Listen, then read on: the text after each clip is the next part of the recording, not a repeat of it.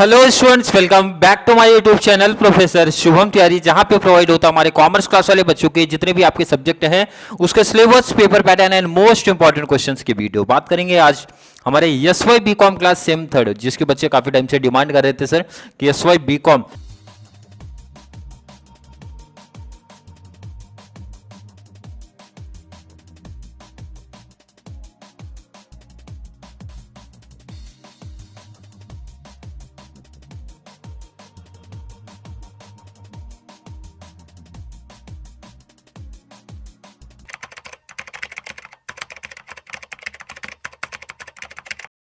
अचानक आपकी management accounting and commerce third के प्रीवियस ईयर भी काफी लेक्चर्स अपलोड थे, इसलिए थोड़ी सी डिले हुई है। बट मैंने बताया था कि न्यू सेशन आपका कंप्लीट अपलोडेड होगा, अपलोड किया जाएगा। तो I think TY and FY की काफी वीडियो इनफ हो गई है, तो आप लोग का न्यू सेशन न्यू सीरीज लेके आए हैं। मैनेजमेंट अकाउंटिंग आज पहली क्लास हमारी होने वाली है। Analysis and interpretation of financial statement, ध्यान रखना काफ़ी बेसिक से इन्फॉर्मेशन समझने काफ़ी इंपॉर्टेंट है, काफ़ी बेस लेवल से जाएंगे। जो बच्चे के लिए ये टॉपिक न्यू है तो काफ़ी अच्छे तरीके से कॉन्सेप्ट को क्लियर करेंगे, क्योंकि हमारा फोकस पहले प्रैक्टिकल को लेके है। प्रैक्टिकल पहले कॉन्सेप्ट क्लियर करेंगे, प्रैक्टिकल के बाद इंपॉर्टेंट शॉर्ट नोट्स पे शिफ्ट होंगे, लास्ट में ऑब्जेक्टिव्स की प्रिपरेशन करा के मिलने वाली है।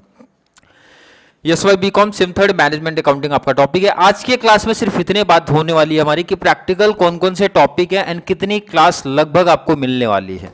क्लियर है कि नहीं? बात करते पहले टॉपिक मेंशन कर दे कि आप लोग का ये टॉपिक जो है इसमें प्रैक्टिकल के पॉइंट ऑफ व्यू से, ठीक है, टॉपिक कितना निकल के आता है इसमें जब बात करेंगे।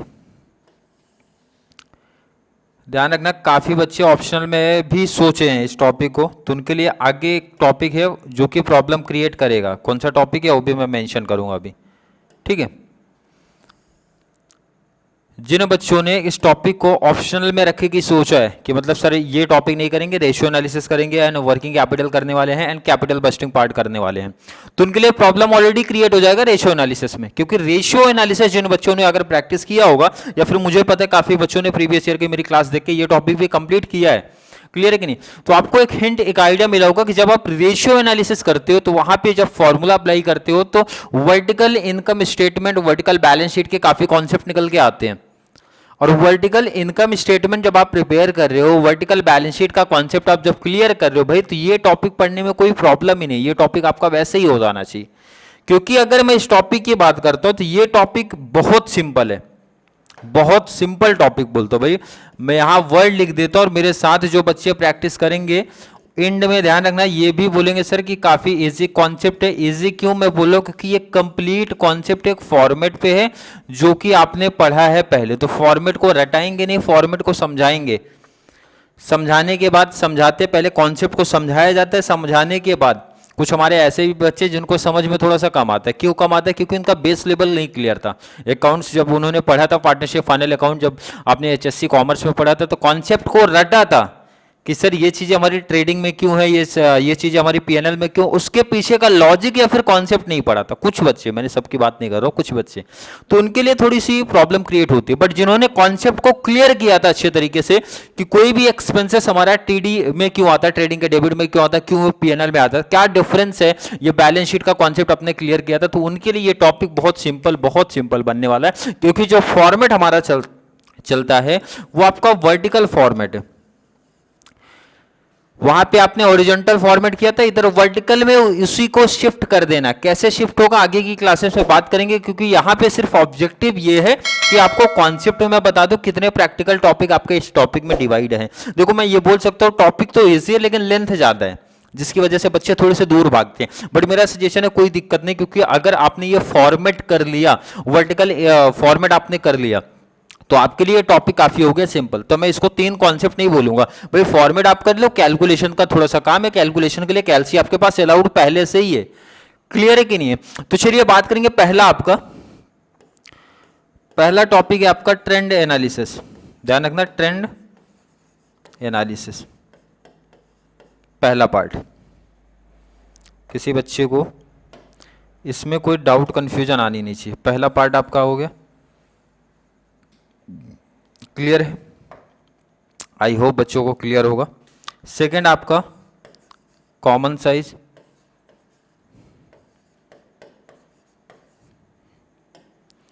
कोई दिक्कत नहीं। नेक्स्ट आपका कॉम्पेरेटिव एनालिसिस, जहाँ पे आप करते हो। क्लियर है कि नहीं? काफ़ी बच्चे ज़रूर मेरी प्रीवियस वीडियो देखे हैं, क्योंकि ऑलरेडी काफ़ी बच्चे का कमेंट वहाँ पे मुझे दिख रहा है।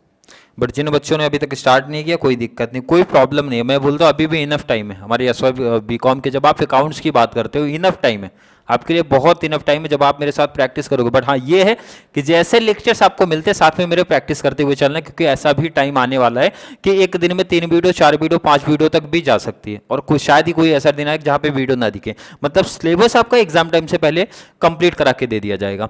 ट्रेंड एनालिसिस में जब आप पढ़ते हो तो ध्यान रखना, मैंने अभी वर्ड आपको यूज किया था, जो फॉर्मेट है आपका वर्टिकल है, बट फॉर्मेट किस चीज का फॉर्मेट?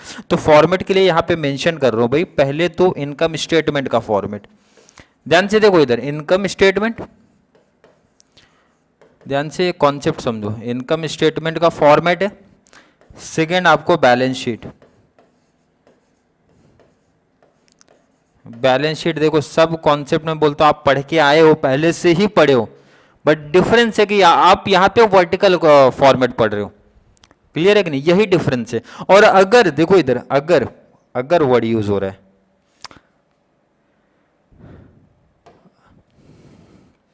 देखो यहां पे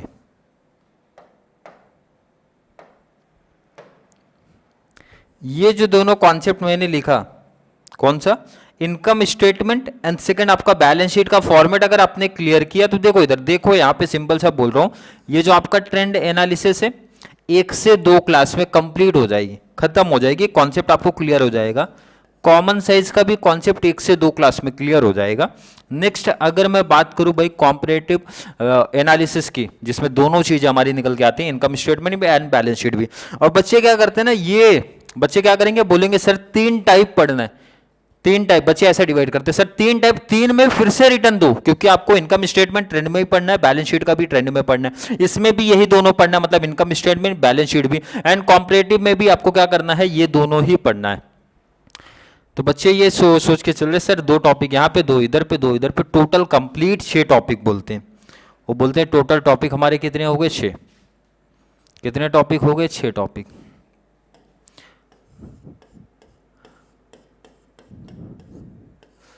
बट मेरे हिसाब से अगर ये कंप्लीट कॉन्सेप्ट आप देख रहे हो, तो मैं 3 पार्ट जो लिखा है ना, मैं बोलता हूं भाई आप 2 टॉपिक पढ़ लो। 2 टॉपिक कौन से? ये 2 जो मैंने यहां पे लिखा के दिए। अगर आपने वर्टिकल फॉर्मेट कंप्लीट कर लिया इनकम स्टेटमेंट का, बैलेंस शीट का, तो ये टॉपिक आपके लिए बहुत आसान है, बहुत सिंपल सा है, क्योंकि ये जो तीनों टाइप आप देख रहे हो इसमें छोटा सा कैलकुलेशन का कॉन्सेप्ट है। क्यों करते हैं, कैसे करते हैं, कैसे कंपेयर होता है, क्या चीज एनालिसिस करते हैं, वो तो समझेंगे शॉर्ट नोट्स में भी। अभी आपको सिर्फ प्रैक्टिकल समझाया जा रहा है कि भाई आपको किस तरीके से ये टॉपिक की प्रिपरेशन करनी है, फिर क्या माइंडसेट करके करना है। क्लियर है कि नहीं है?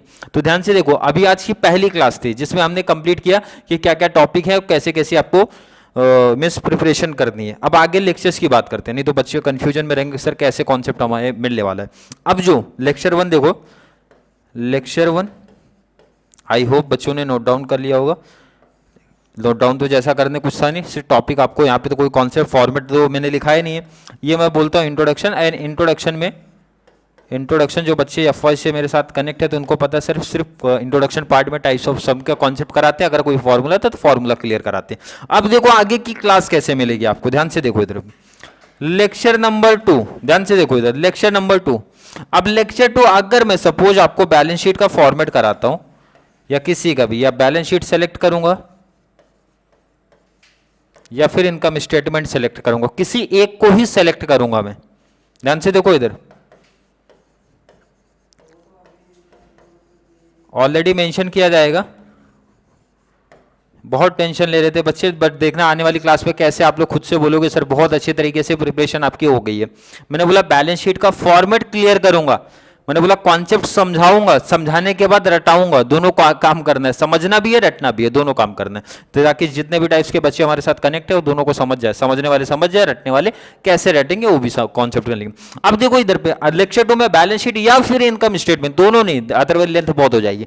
एक कॉन्सेप्ट को पकड़ेंगे, बैलेंस शीट को, सपोज बैलेंस शीट मैंने किया तो बैलेंस शीट का फॉर्मेट एक क्लास में आपको समझा दिया। अब बैलेंस शीट के जितने भी, बैलेंस शीट बेस पे जितने भी ट्रेंड एनालिसिस के क्वेश्चन बन सकते हैं, जितने भी नंबर्स ऑफ क्वेश्चंस बन सकते हैं, चाहे एसवाई बैफ वाले बच्चों को आए होंगे या फिर बीकॉम क्लास आपको आई होगी, जितने भी क्वेश्चंस प्रीवियस ईयर भी आए थे आपके टेक्स्ट बुक में भी दिए हैं, डिफरेंट डिफरेंट टाइप्स के, हर एक टाइप की प्रैक्टिस करवा दूंगा।